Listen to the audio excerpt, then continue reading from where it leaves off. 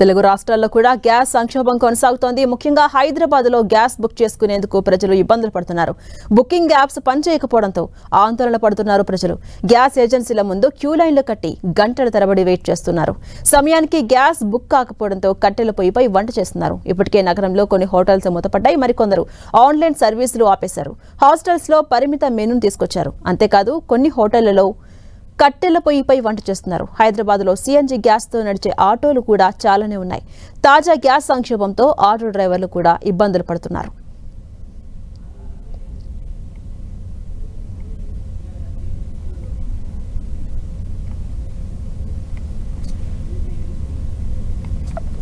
Right, మనం 10 TV screen పై visuals చూస్తున్నాం. Gas కొరత కారణంగా తీవ్ర ఇబ్బందులు పడుతున్నారు. ఇప్పటికే కొన్ని హోటల్స్ మూతపడ్డాయి. మరికొన్ని హోటల్స్ పాక్షికంగా మెనూను మార్చి తమ పనిని చేస్తూ ఉన్నాయి.